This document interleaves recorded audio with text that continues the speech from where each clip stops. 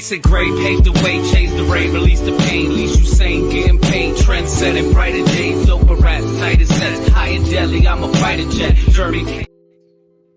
That's my shit. I'm not even gonna lie. Every time I hear that, it puts me in the right mood to do this. Muppets Martinez, OG Boricua Dandada, Rob K is MIA. I think he's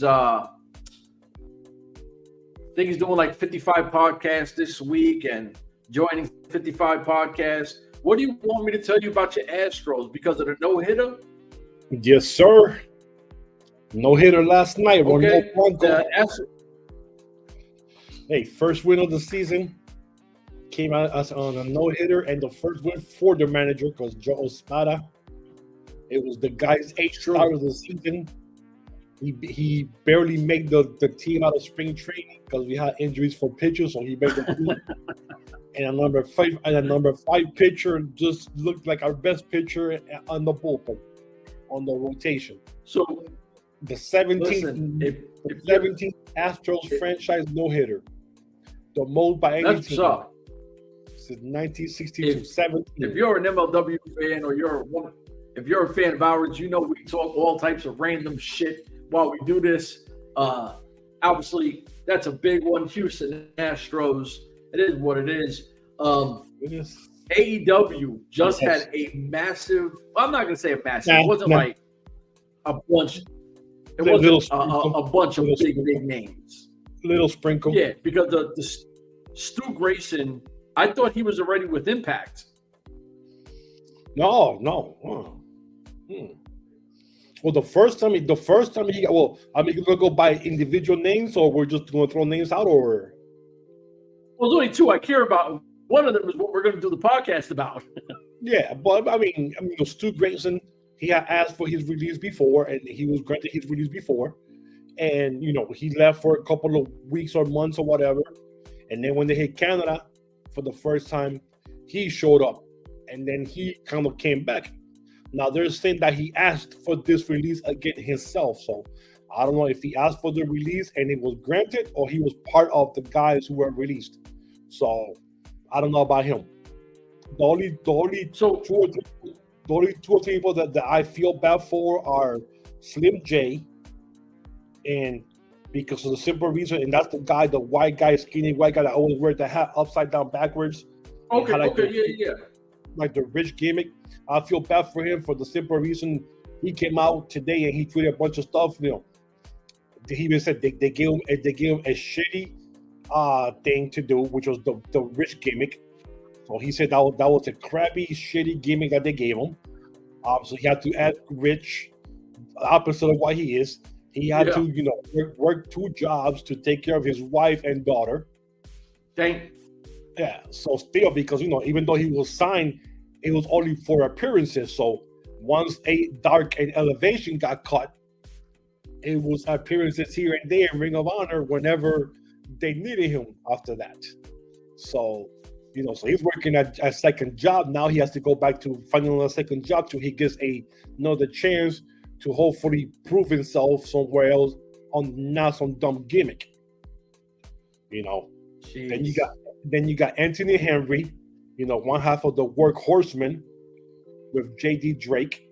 He just blew out his knee 3 weeks ago in a match in Ring of Honor, which was an awesome match. So he's out with a tore ACL, just had surgery.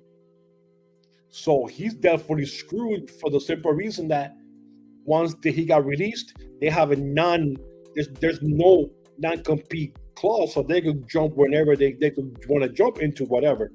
But now he's out with no insurance because he has no there's no longer a contract for him. So that's going to be kind of crazy for him trying to now go through the bills and hopefully TK. I'm hoping that he kind of throws him and say, "Yo, I released you, but I'll take care of the bills until you get back or whatever." Yeah, I'm hoping. And then the last one being Dasha Fuentes there. Dasha, the ring announcer, the backstage. She blew up. She's been there since day one. She was there through the whole pandemic. She was there through everything. And I'm pretty sure she got better offers from other places. but she felt like being loyal and stay there. I'm pretty sure she had to, cut back a lot of things and do things that she didn't want to do, but she stayed there, and now she's gone. So that's another shitty thing, right, that they did. But the thing that I hate is the double standard of people on social media. When Uncle Vince did that after every WrestleMania, he's a monster. He's a monster. He's this, he's that, he's that. But I haven't seen anybody go on social media and go off on TK. Oh, TK, you're a monster. How can you do this to Anthony Henry and stuff like that? And places like, and guys like this. I haven't seen that yet. So everybody says everybody wants to hate Vince. Yeah, exactly. Uncle Vince. And even CM Punk came out, and I don't understand why people still talk about CM Punk in AEW. That dude's gone. That dude forgot about you guys. Let it go. But I guess that he was just another interview where they asked him about TK, and he said that he's not a boss. He's a friend. He's basically everybody's friend, and he's not a boss.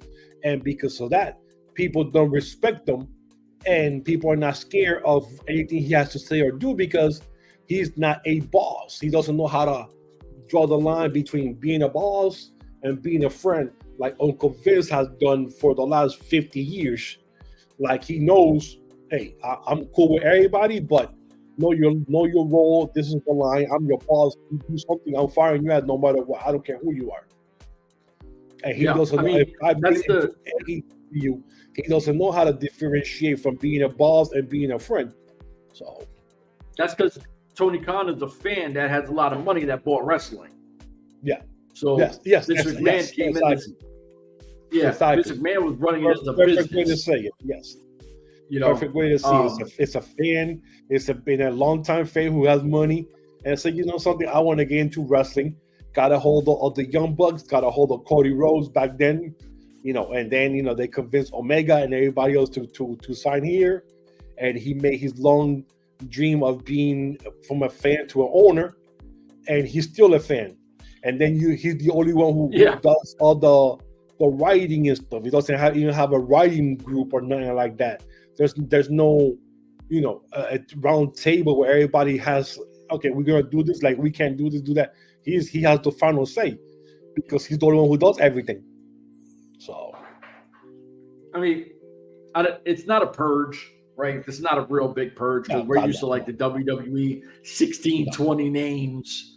All the wild shit. Big names at that, that's a purge. This is not. This is just a couple of sprinkles here and there of people that you haven't seen in months, except for like I said, the shockers being the one name, the usual big names, especially your boy there that we're gonna talk about now, Parker Boudreaux. So that to me was a shock. And we've been fans of this guy since NXT, right? So we like his work in NXT. Before he goes to AEW, he comes in as Battle Riot as I think like the last member or close to the very end of the Battle Riot number and dominates, right? We're like, oh shit, Parker Boudreaux looks fucking dope. Yep. Gets the bag, goes to AEW. I know that quickly he was in a group with Sonny Kiss. Yeah, he was with those guys. With Slim J, Sonny Kiss. I think one of the very brothers as one of the higher muscle. And then when Strickland came in, Rick Ross with Strickland, then they got moved to the Mogul Embassy. The Mogul Embassy. So, and it was supposed to be a big deal. Yeah, and then he got hurt. And then no one saw him after that. Yeah, and then nobody saw him after that until we saw him last week or 2 weeks ago in Mexico. Yeah, which I didn't even know. We were talking, you guys bring it up, and I'm like, oh, there you go. But I think he matched perfect with the idea of that Mogul Empire group with the Rick Ross because he's somebody that's big into the drip game. He stays iced out. Like, he feels very hip-hop, Parker does. And I was like, oh, man, this would be pretty dope. His release, now, there are rumors on the streets that Santana might be signing back with Impact, right? So you're like, okay. They also got Dolph Ziggler. So you're like, they threw a bag at Dolph Ziggler. They also, and I don't know if he signed. But don't forget, this are not exclusive signings. They're signed. No, but and they're still able to wrestle other places. So I'm guessing Santana is gonna, he go there. He'll still be able to go to Hog. Hopefully, he'll be able to do MLW like right now. Your boy AJ Francis is doing N.W.A, Impact, MLW. So hopefully he'll be able to do that too. So. Yeah, and I'm all for it, right? Like, I think that those three companies should be working together. N.W.A should be working with MLW and Impact and vice versa. You think. Because they're the odd men. We think, and we always hope, and we always pray that it happens, but the big but. Yeah. So Parker Boudreaux, it's kind of like how we said with Santana. We would love him in MLW, but he'd be perfect to go back home and Impact. But we're an MLW podcast, so we would love him here. I feel like MLW would be such a dope landing spot, especially when they allowed Hammerstone to kind of leave. That big powerhouse guy is missing. That's sitting right there. You know what I mean? And he, to me, fits the MLW look and feel right now, especially. You know what I mean? So I think that Parker hits such a dope hip-hop demographic because he's super cool with, was it Benny the Butcher or... the other guy. I know he's from Brazil. Westside Gun. Yeah, Westside Gun. Westside Gun? One. Okay. Yeah. I was going to say, is it Conway, Westside Gun, or Benny the... I know it's one of them. It's Westside, yeah. Because Conway the Machine is the guy that has the mouth to the side. Like he got shot or something. I don't know. I thought it was a stroke or something. Okay, I wasn't sure what it was, but he got the mouth to the side. That's Conway. Yeah, I knew it was a Griselda person that he was mad cool with, and we seen something was happening in AEW, and then it kind of just disappeared, right? So you're like, all right, not sure what was supposed to happen with it, but MLW, if they played the cards right, and we keep saying, we use this word, play the cards right a lot. Bringing in a guy like Parker Boudreaux back and allowing him to have free reign of doing what he's going to do, obviously is going to be writers and everything else. But if he says, yo, you know what, my manager from time to time, I want Westside Gun to come out with me once in a while. Do you know how many eyes will be on MLW just because of Westside Gun? Like if he goes, yo, I'm up in MLW today, his fan base is going to be like, oh, I'll fuck with this. Like, see what he's going to do. He's going to hit someone. Is he going to be a weasel? Like, what's going to be his manager thing? I think right now, and you said it with Santana, and you hit it off the head. The bag is there. Court got a massive bag. You got to take some of that, put it back into the product, and you got to put a few guys. We're not saying sign 6 million guys, do the Tony Khan and all that dumb shit. Have at least 6 to 10 people locked in. And yeah, they can still do their independent work and get their money and stuff like that. But have them part of your roster. Parker Boudreaux is so young that guys like Alex Kane, and I'm going to say this because I'm really high on Brett Ryan Gosling too. I don't know why, but I am high on this young brother. I think that, to me, I've never seen a pretty boy character work so well. You know what I mean? Like, I don't like the whole Ken shtick. And this guy is like the coolest Ken character ever. He's the GOAT. My youngest said that BRG is the GOAT. Brett Ryan Gosling is the upcoming superstar. Just throwing it out there. That's what he said. But they Parker do have a young Court. Parker just turned 26. I just looked it up. Bro, 26 years old. He's still stupid young. Well, my issue with him is that when they were making the big fuss and he came out, out of college or whatever, he had the hair, a lot of hair, and he was already compared to Brock Lesnar right before he even started anything. He went to NXT. They partnered him up with Joe Gacy when he was trying to do the whole schism thing. but he never got to wrestle. Then he got released and showed up in AEW. He still didn't get a wrestle in AEW.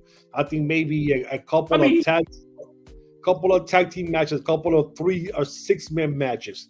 So we still have not seen his potential on a one-on-one basis to see exactly what he can do.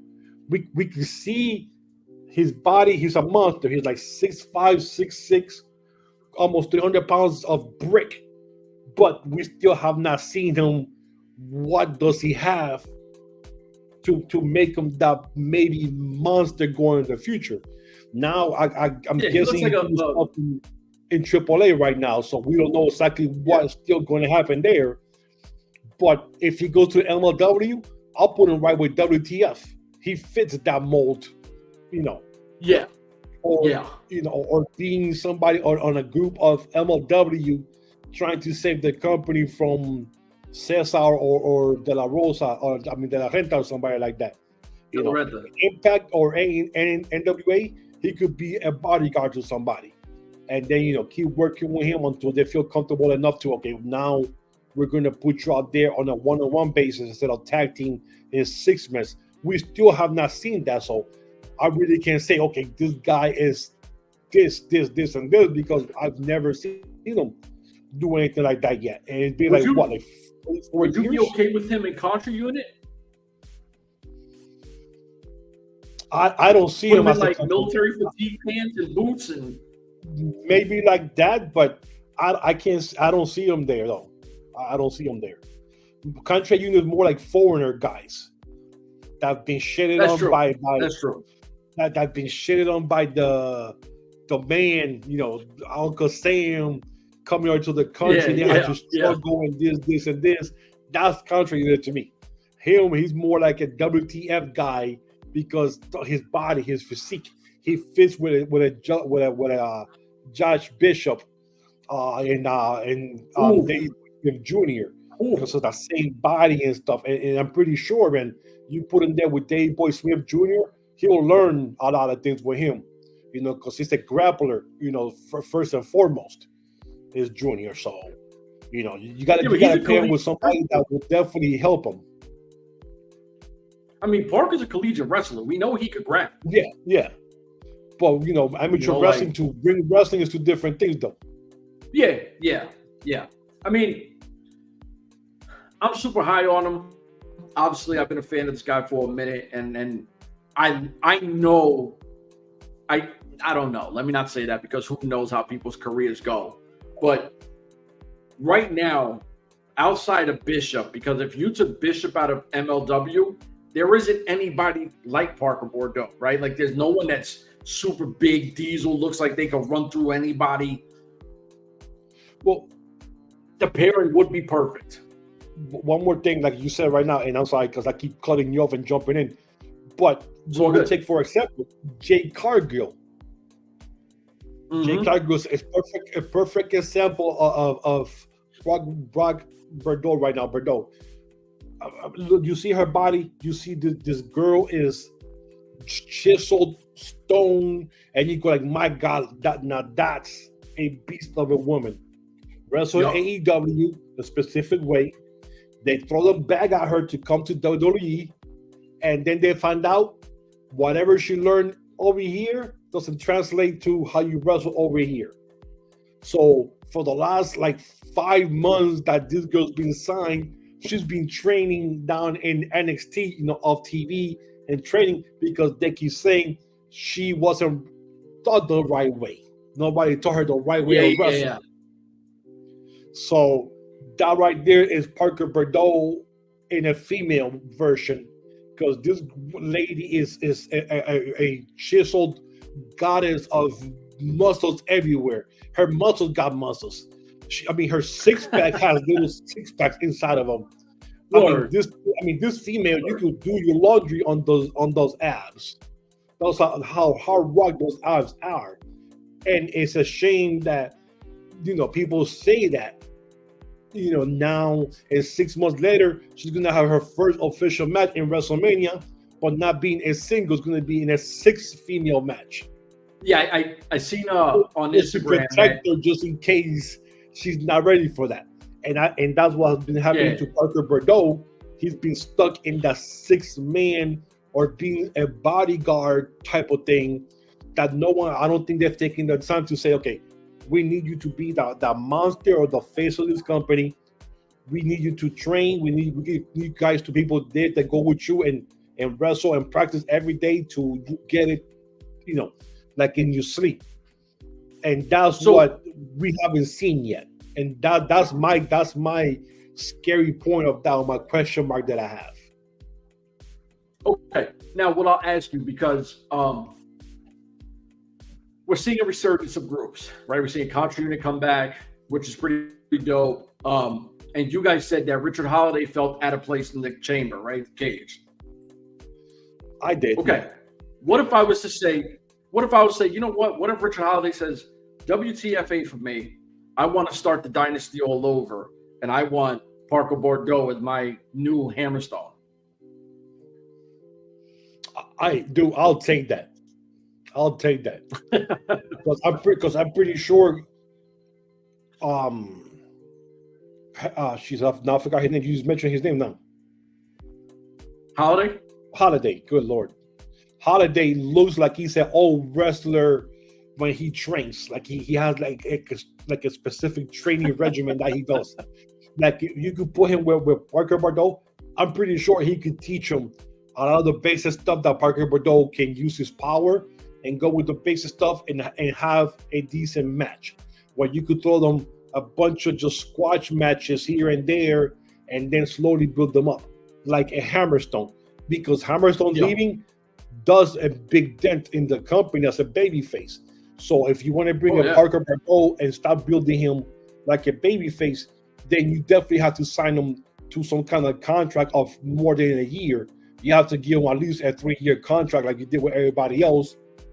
But let him, still go to Mexico, AAA. Let him do stuff like that, and pray he doesn't get hurt in the meantime. And build him that way. That's something that I would definitely go for something like that. Yes. And you guys said that he's been in Mexico. So he didn't have a singles match yet over there? No, like that was his first appearance when he came out and jumped one of the guys after his match, and everybody's going, "Oh my God, that was Parker Boudreaux. What is he doing here in Mexico?" So that was his first time. But now I guess he's actually going to be doing stuff there, and I think that was going to be the same thing they were doing with Jungle Boy with AEW. I will send him to Japan. Well, we don't have any space for you here, so we're going to have you work in Mexico and get some training there with Conan and some of the guys. Conan's another good teacher that could teach us some stuff there. So he's in good hands there. But then he'll be, getting into the Mexican aspect. And as we know, there's a lot of more fakeness when it comes to the punching and the jumping around and stuff like that. He doesn't look like a jumping around type of guy for me. He just wants to like power bomb people and close on the shell of them and get it over with. So, I mean,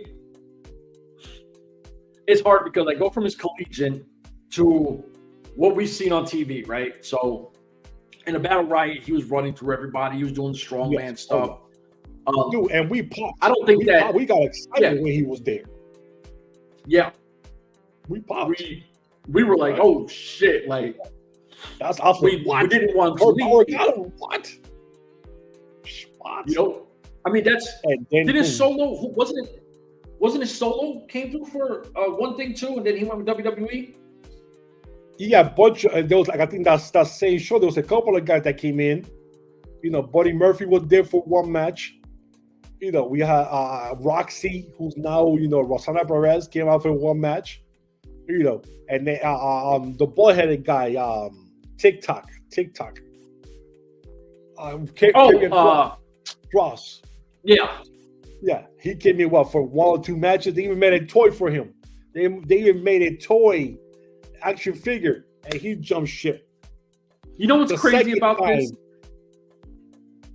What's crazy about all those figures is everyone except for Kruger, which Kruger came back. He just came back. But everybody that was on those figures is gone. Right? So one of the things we didn't understand is how Alex Kane wasn't one of those figures, right? Like I don't know. He's your future. So you sit back and you go, well, shit. Hopefully there's a second, toys that are going to come out, and we'll get some cool people. They had a second set. They had a second set that had the little midget in the second set. Oh, Microman. He was in the second set, and you still don't have no Kane, which is still boggles the mind. Yeah. So you sit back, you go, there's a lot of positives in MLW's roster that's really, really young. And if I'm not going to say, because I'm not saying Alex Kane is bigger or less than Eddie Edwards, right? But Eddie Edwards is loyal to Impact. I don't know if anyone has ever said, come over here, we want you. I don't know that. Whatever happens, happens. But we've seen Eddie Edwards in Impact Wrestling for over 10 years now. You know what I mean? Yeah, and he re-signed with them. He re-signed again. And he stays re-signing with them. And the title picture, the big title hasn't been around him in a while, from what I know. Well, now he's tag team now. He did win it. Yeah. But he was a solo guy. He did win it. Yeah. I was there when he won it. I felt the way. But he was a loyal guy. You gave it to him. He busted his ass. Cool, right? You go, all right, dope. Alex Kane, to me, when we had interviewed him, he said, I want to make MLW better. I want to take them to that next level. He wants to be the guy. Put people around him. It's like, let Alex Kane be your quarterback, build an offensive line around him, and give him weapons. You're only going to go as far as you can of putting around him. I love Alex Kane. You love Alex Kane. We all like Alex Kane. But outside of that, you need a core group to keep growing with the company, to not only push him and make him better, because at some point, we're just going to be like, well, we know what Alex Kane is. We know his greatness, but he's hitting a ceiling because nothing is going to push him past here. So his greatness can only do with so much. Guys like Parker Boudreaux, guys like Santana, like I said, in my household, my youngest, he's a big BRG fan. He likes Brett Ryan Gosselin. So he's winning us all over, and we hope to keep seeing him make the steps. You got Filthy Tom Lawler, who can push. You got Holiday, he can push. Give people an opportunity, but we need to stay young, and we need to bring in another shit that we don't have. We finally seen a small sample size of Bishop where we were like, this is the beast that we wanted, right? More guys, more power, more speed, more athleticism is an all-around better product, is what we've been saying with the females as well. Use a little more locals, and it's no disrespect to the females that are coming from Asia or nothing like that. They've been doing what they've been came to do, but let's start building this women's division. Let's give Delmi, let's give Zeta, let's give Janai Kai, let's give a little more. Let's produce them better. Let's give them their shit. Let them talk more shit. If they got to beat each other up in the back, MLW is in a perfect spot to take that next lead, but they can't be afraid to do it. Court's got to put the money back into this and keep going. And you got to do weekly. This bi-weekly is hurting MLW. Yeah, and I was going to say Impact now does every 2 weeks now. They go every 2 weeks. They do the two tapings, boom, week, and then another 2 weeks they're somewhere else, boom, boom, boom. So instead of being one show and 4 tapings, is 2 shows a month, 2 tapings right there and then. N.W.A is starting to do the same thing too now on the CW. Now they're not even doing the pay-per-views anymore because they started with CW. They're putting all the pay-per-view stuff on the app. So you're getting the pay-per-view shows now on the apps. So, and they're doing that, and they're also doing like every 3 weeks. Boom, boom, boom, taping, new show, taping. So that's it. MLW now is kind of lagging now because, like you said, they're now doing this one big show, and then the taping is another big show, but it's been pushed for 2 weeks.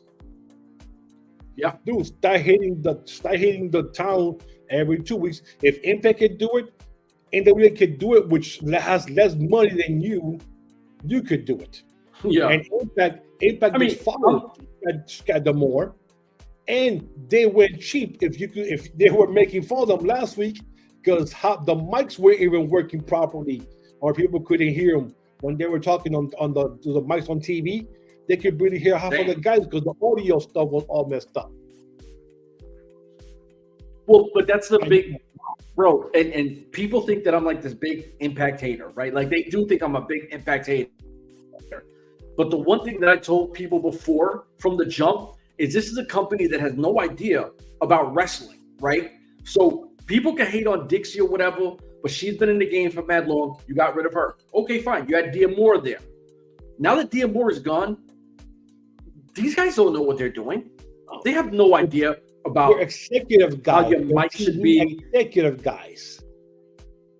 That's Yeah, what the team. they don't know where your they don't know where your boom mic's got to be. They don't know where your hard cam is going to be sitting. This is stuff that D'Amore, who's kind of like the player GM, right? Like he knows his in-ring shit, and when they come, they have his team, and he did what he did. Well, and you forget he was a wrestler. Then he opened his own company down in Winston, Canada. I didn't know that. And then that's why they go to Windsor all the time and have the shows down there. He has his own company there that he had for like the last 15 years or whatever. And then the Impact kept going up to where he was like basically running the show. And I was gonna say the last time you had a TV executive being a booker or running a show was the N.W.A days, and it was Jim Herd. After they fired one of the guys from there, and he came in, and they put him in charge. And the guy knew nothing about wrestling because he's always been a television guy. Yeah. And you hear stories now from wrestlers now when you watch those interviews on YouTube about Jim Herd. This guy knew nothing about wrestling, but they just put him in charge because they didn't have anybody else to put in charge, and he was a TV guy, and it didn't translate properly how it was supposed to be. And now that's Impact, and we know what happened when Jim Herd was NWA. It went to WCW because then that's when Ted Turner bought it. Yeah. I don't think that's going to happen with Impact, but either it's going to get bought or he's going to run this company to the ground. Because like you said, the guy has no idea what the hell he's talking about. Like I said, I hope not, because when I moved to Florida, my family went every show. We were there every single day. We loved the shit, had a lot of fun meeting the wrestlers. It was great. You never want to see anybody close doors, so you hope they figure this shit out, right? Like, but even with MLW, I wouldn't mind. I'm not saying do like when I was in Impact and they did like those fucking murder stretches where you're there 7 days and you're dying. I'm not saying that, right? I'm not saying that. God, no. Yeah, no, I'm not saying that. What I'm saying is, if you got to do a 1 month and you make it, say you do a Friday, Saturday to do a month of taping, cool. I'm with that. As long as it's month to month and hit different cities, right? Like, I'm not saying Philly was bad or New York was bad. I'm not saying that. But the more you keep staying somewhere, the fans get very comfortable and they don't appreciate the product, right? I was part of seeing this, right? I told you, and this is no bullshit, and I've been at the Impact Zone where there was 13 people, right? Like, and I'm 4. So you're like 9 other people here, right? Because people just, they'll always come back. We have wrestling. Doesn't matter. They'll be back. They don't appreciate it. You start hitting the Chicagos, you start hitting the Tampas and everywhere else, and those fans who are MLW fans who don't have the product, look at the Tampa. I didn't know what to expect from Tampa. That crowd was dope. That was a great crowd. Chicago, they're going straight Hispanic, right? Like, I don't even know if there's a white or maybe Alex Kane is the one guy who's not Spanish on this card. Because I know so far. Like lucha guys are being all over this, and you're like, whoa. Yeah, that's going to be fun to see how it turns out. Are they even going to have any non-Hispanic on the show, or is it going to be just total a battle of Latinos only? Which I wouldn't mind watching that whole Latino show, anyways. But it's going to be weird being there, and if any fans non-white are going to be there, because it's going to be crazy. But you're right. You get tired and you get stagnant of the same location.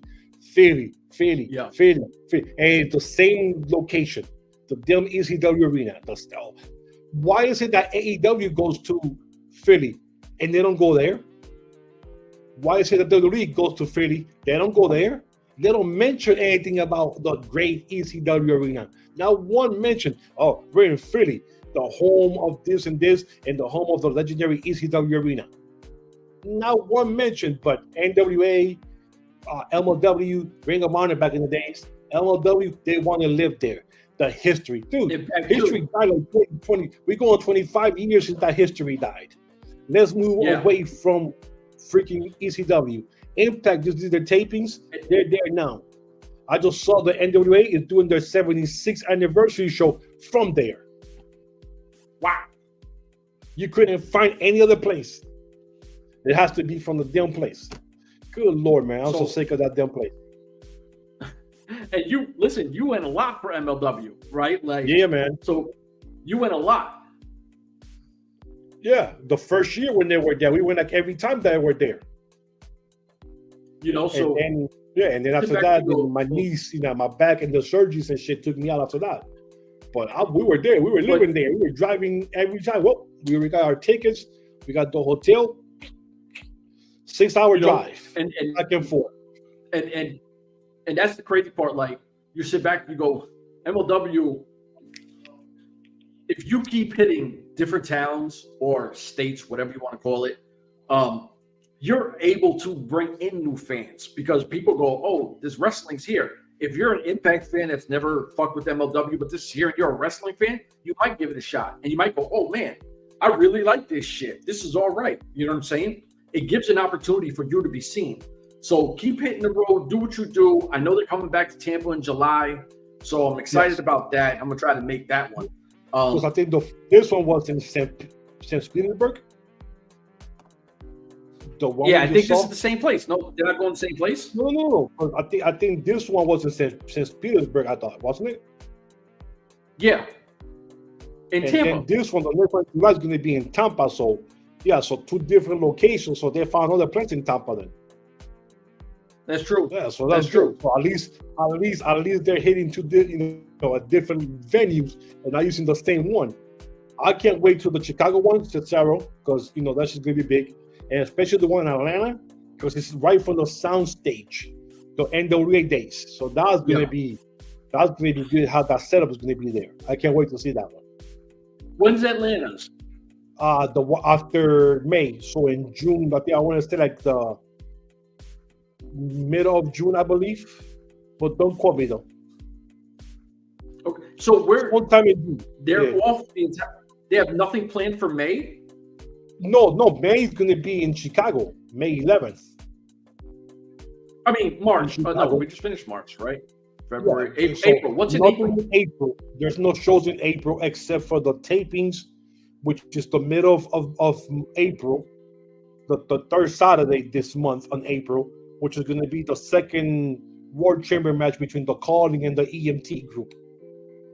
And then whatever else. May 11th is going to be Chicago. June is going to be in Atlanta, and then July is going to be in Tampa.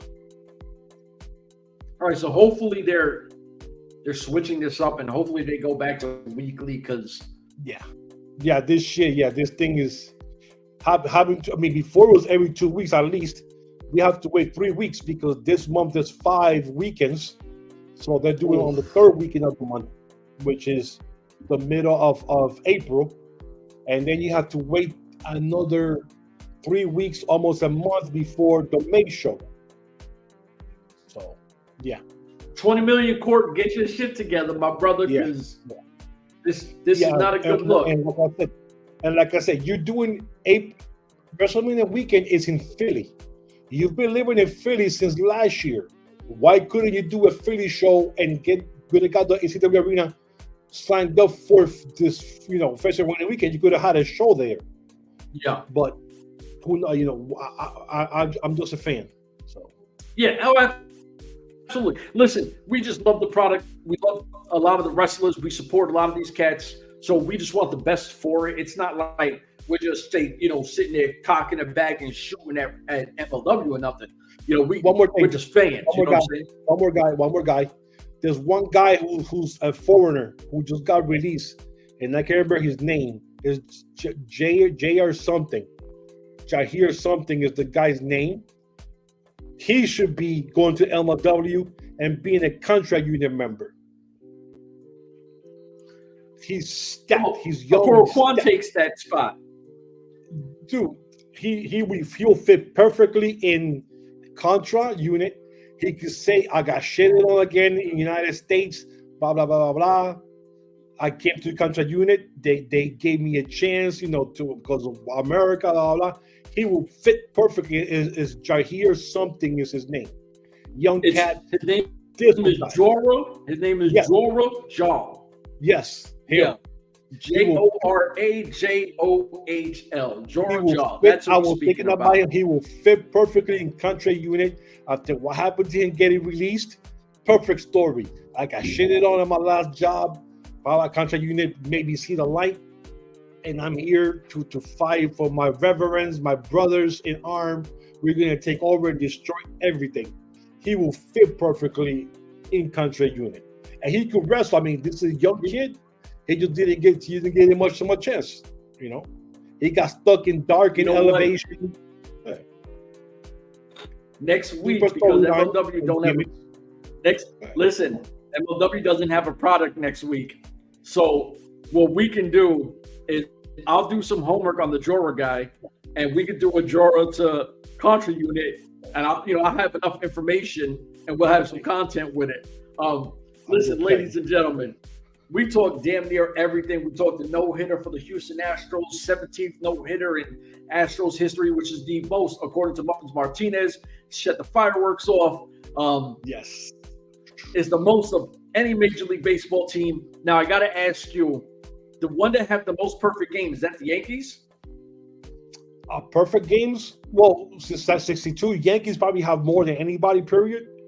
But perfect games, I'm not 100% sure about the perfect games, though. Okay, so that part is 27 straight outs, nobody walking, no hits. That's rare, but it has happened. We're talking about since 62. And the funny thing is, Houston came into the league in 1962. There's been teams that have been there longer. The Yankees, the Dodgers, and stuff like that. San Francisco, 62, and they got 17 no-hitters as a franchise. So that should tell you a lot. I mean, we might suck at something, but at least no-hitters, we're good at something at least. So no, you can't say that because you're on a dynasty run so far still. Yeah, you're still on a dynasty. So yep. The window is closing, but hopefully, hopefully some of those guys that are still there might pull it out, and our GM might start opening the wallets and start getting some players like the Yankees. But people don't want to turn into the Yankees, unfortunately. So now I want to end with this because I'm just going to end it because I'm going to say what I'm going to say. My all-time favorite player in baseball is Ken Griffey Jr. I love Ken Griffey Jr. He was my all-time favorite player. My second all-time favorite player is Derek Jeter. I'm a big Derek Jeter guy. Derek Jeter's aces. I hate to admit it, but Altuve of the fucking Astros is like my third favorite player. I like this little guy. Like, you want to talk about somebody who beats odds? He's too small. They'll always say you're too small to play the position. Yeah, well, this guy's a Hall of Fame career. You want to talk about clutch hits? Outside of Jeter, Altuve to me is the most clutch postseason guy I've ever seen in my life. Like, this guy is just nuts. So I'm a big fan of this guy. I don't want to see him retire, but I think that, unfortunately, that window is starting to look a little more open for him to walk away. Well, they give him they signed him for an extension for 5 years that will take him into like the 37, 38. Yeah. So hopefully by then they think that he might be winding down, and hopefully he'll get the 3,000 hits. He should be close by then. But if he doesn't, I see him signing for like a year or two just to get the hits as an Astro. And then retire as an Astro. Gotta. Like Biggio and Bagwell did, and Jeter. They retire as their teams, and which is rare nowadays because all the money that they're getting with when you were a superstar, that's only the money, and you want to be a Yankee or Red Sox because that's how everybody. Or now you go to Dodgers. Yeah. But I love super loyal guys, and I like guys who play it the right way. You don't ever hear nothing bad about Altuve. Like, same thing with Jeter, except at least when Altuve talks, he doesn't bore you. Like Jeter said, the most boringest cliche. We played hard, we won. It was just the same copy and paste bullshit over and over. Which was true, yo. You play hard, you win. I guess. I like a little more flavor to talking, but it is what it is. So, ladies and gentlemen, you get a little bit of MLW, you get a little bit of MLB. Well, you're not going to get this on any other podcast. It is what it is. For myself, the big homie, we out of here. Deuces. Balloons. The balloons.